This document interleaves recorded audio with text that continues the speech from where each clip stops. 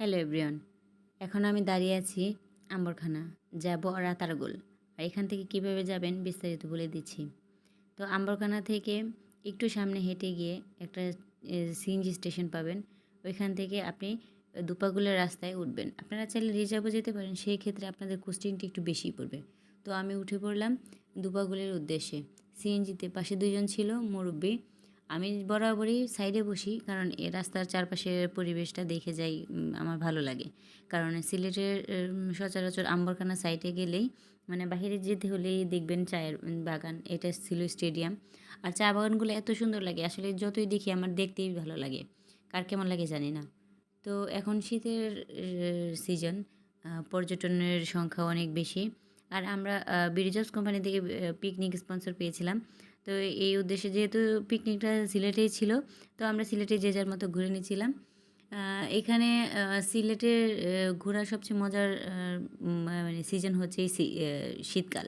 শীতকালে ঘুরতে খুবই ভালো লাগে, কারণ এখানে এই শীতের সিজনটাতে চারপাশটা মানে পরিবেশটা ঠান্ডা থাকে। তারপর আবার গাছপালাও খুব মানে প্রকৃতিটা খুব মানে একদম নিরিবিলি থাকে।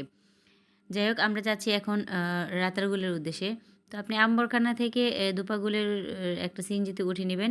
সিএনজিতে ওঠার পরে চারপাশটা দেখে দেখে যেতে যেতে আপনার 15-20 মিনিট আপনি চলে যেতে পারবেন। আর পরিবেশটা ভালোভাবে উপভোগ করবেন। কারণ আপনি যদি একটা জায়গার উদ্দেশ্যে রওনা হন, চারপাশে কী থাকে সেগুলোও দেখারও একটা বিষয় হয়ে দাঁড়ায়। তো এই আমরা দাঁড়াইছি, হচ্ছে এটা একটা টেম্পো স্ট্যান্ড। এখানে 3টা রাস্তার মোড়। আমরা আসলাম আম্বরখানা থেকে দুপাগুলের মোড়ে। এখানে থেকে আবার ভোলাগঞ্জ কোম্পানিগঞ্জের রাস্তা। এটা হচ্ছে আপনার ভোলাগঞ্জ কোম্পানিগঞ্জের রোড। আমরা যাব ইয়ার উদ্দেশ্যে, দুপাগুল থেকে রাতারগুলের উদ্দেশ্যে। তো একটা ইয়েতে উঠলাম চায়ের হোটেলে। তো এখানে আমার রুমমেট আবার চা খেলো, আমি আবার কিছু খেলাম না, অনেক খাওয়া দাওয়া করে আসছি।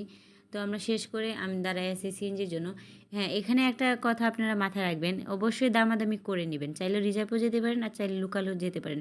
তবে আপনি রিজার্ভের থেকে আমি সবসময় পরামর্শ দিব, আপনারা রিজার্ভের চেয়ে আপনি লোকালে যাবেন, কারণ লোকালে গেলে আপনাদের খরচটা একটু কম হবে। চারপাশে পাথরের ছিল, স্টোরগুলো ছিল, এই যে পাথরের দোকান। এখানে পাথরের খুব ভালো বিজনেস চলে। আপনারা চাইলে পাথর নিতে পারেন, তবে অবশ্যই বাড়িঘর করার জন্য না। আপনাদের জীবনে যাদের টক্সিক কিছু মানুষ থাকে, তাদের মাথায় একটা করে ছোড়ার জন্য।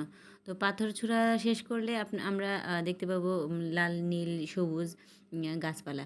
আসলে লাল নীল সবুজ গাছপালা বলার কারণ হচ্ছে ধুলার পরিবেশটা এরকম যে যে লাল ধুলাগুলো হয়, এগুলোতে মানে গাছের রঙটাই পরিবর্তন হয়ে যায়। এটা ছিল আপনার আরেকটা রাস্তা, আমি যদিও চিনি না, দেখে নিয়ে যাচ্ছি আপনাদের। রাস্তার চারপাশে যে এত লাল, আমি ভাবি যে এই যে রাস্তার পাশে বাড়িঘরের মানুষজনের কথা, আসলে মানুষজন না, আমি মহিলাদের কথা ভাবতেছি যে ওনারা কীভাবে টেকায় এই সংসারটা। এত লাল হয়ে থাকে বাড়িঘরে, যে অবস্থা হয়, পরিষ্কার করতে করতে না হয় তাদের জীবনটাই শেষ হয়ে যায়। যাই হোক, আমি হইলে তো টিকতেই পারতাম না। তো এই হচ্ছে আপনাদের গ্রামীণ পরিবেশ, এত সুন্দর ভিউ, এগুলা দেখে কার মানে ভাল লাগে বিদেশ বাড়িতে থাকতে। আসলে লাক্সারিয়াস লাইফ সবাই চায়, কিন্তু আমার গ্রামীণ পরিবেশটা সবচেয়ে বেশি ভালো লাগে। তবে এই এখানে আরেকটা কথা আছে, এভাবে গ্রামীণ পরিবেশে ঘুরতে বা করতে অবশ্যই টাকার প্রয়োজন। তো বেশি বেশি করে টাকা ইনকাম করতে হবে, আপনাদের পরিশ্রম করতে হবে। আমার কাছে অবশ্যই টাকা ছিল, তাই আমি ঘুরতে পারছি না। এটা এখানে আরেকটু ভুল কথা, এখানে আমার পিকনিকের টাকাটা ছিল, তাই আমি ঘুরতে পারলাম। তো এই যে এগুলো দেখতেছেন, এই পরিবেশটা আসলে সবসময় নির্ভর করে এখানকার রুচিশীল মানুষদের উপর। রাস্তার চারপাশটা যে ধুলায় অবস্থা খারাপ, আবার রাস্তার ভাঙা চূড়াতেও কিন্তু অনেকটা বুঝাইতেছে যে কমিশনার মেয়ররা কি পরিমাণ পাবলিকের মানে গালি খাইছে। যাই হোক, এদিকে আর না যাই রাজনৈতিক টপিকে। আমরা দুপাগল থেকে একটা সিএনজি নিলাম রাতারগুলের উদ্দেশ্যে। সিএনজির ভাড়া নিছিল 200 টাকা, মানে আমরা দুইজনে 200 টাকা দিছি। আর আপনারা অবশ্যই দামাদামি করে নেবেন, কম নিছে না বেশি নিছে জানি না। তবে অবশ্যই এখানে একটা কথা বলার আছে, এখানে হ্যাঁ আমরা 50 টাকা একটু বেশিই দিছি, কারণ আমরা দামাদামিতে ওই সিএনজিওয়ালার সাথে পাইরে উঠে নাই। এই যে পাহাড়ের মতো একটা স্তূপ দেখতেছেন, এইখানে কিন্তু বাড়ি আছে, খুবই সুন্দর বাড়িঘর এখানকার। এই রাস্তায় আমার ফার্স্ট আসা, তবু যা দেখলাম আমার খুবই ভালো লাগছে। ছোট ছোট বাজারও পাবেন টুকটাক করে, যে এখানে সবজি তরতাজা সবজি বিক্রি করা হয়, ক্ষেতের থেকে তুলে নিয়ে আসা। খুব ভালো লাগছে এখানকার যে বেশি ভালো লাগছে যে বাঁশঝাড়গুলা। এখানে ছোট বড় চিকন মোটা সব রকমের বাঁশ আছে। আপনারা যারা দিতে চান নিয়ে যান। আমি অবশ্যই আমার বান্ধবীকে দিব।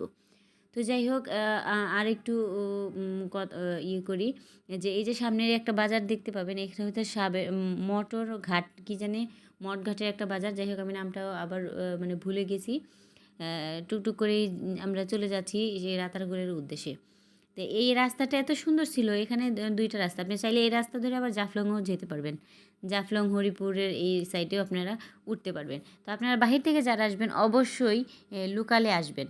রিজার্ভ সিএনজি নিয়ে আসলে অনেকটা কোস্টিং নেয়, তবে আপনারা সবসময় লোকালে আসার চেষ্টা করবেন। এটা ছিল একটা বিয়ে বাড়ি, যদিও আমাদের পারমিশন নাই ঢোকার, তাও আমরা ঢুকলামও না। আমার বিয়ে বাড়িটা দেখতে খুব ভালো লাগে, বিয়ের আমেজ, অনেকদিন বিয়ে খাই না। তো আমরা এই কাঙ্ক্ষিত জায়গায় এখনও এসে পৌঁছাই নাই।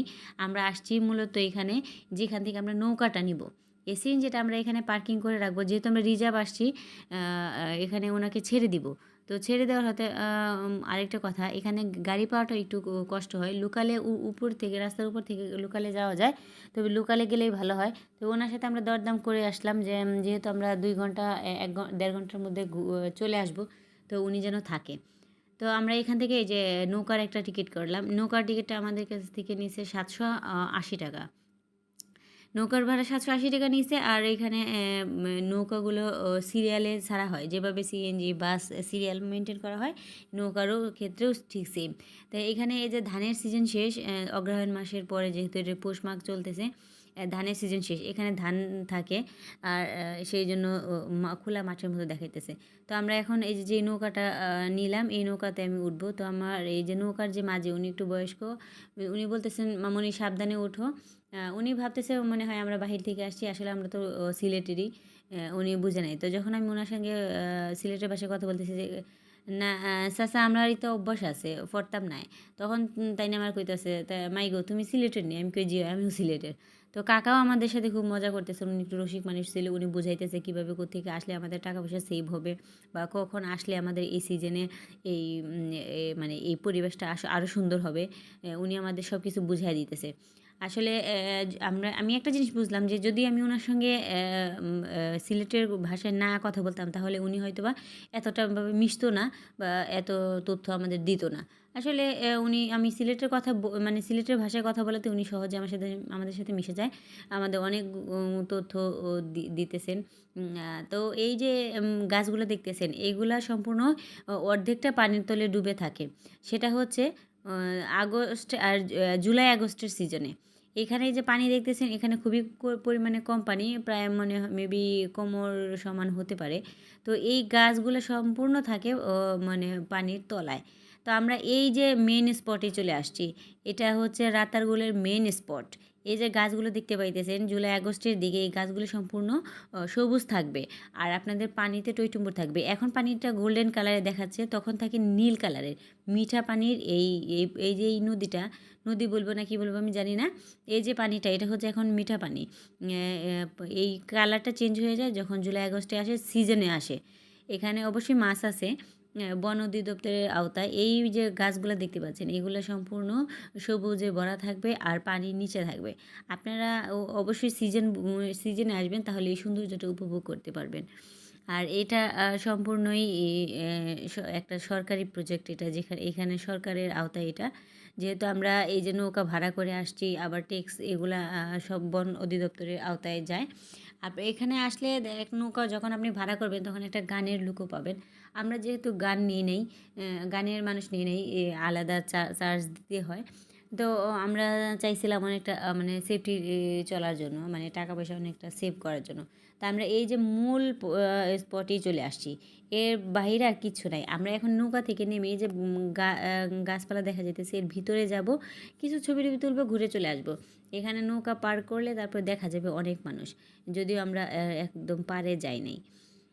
তো এই ছিল আমাদের আজকে রাতারগুলের দৃশ্য। আপনারা যখন আসবেন, যখন অবশ্যই সিজন বুঝে আইসেন, কারণ সিজনেই এর সৌন্দর্যটা উপভোগ করা যায়।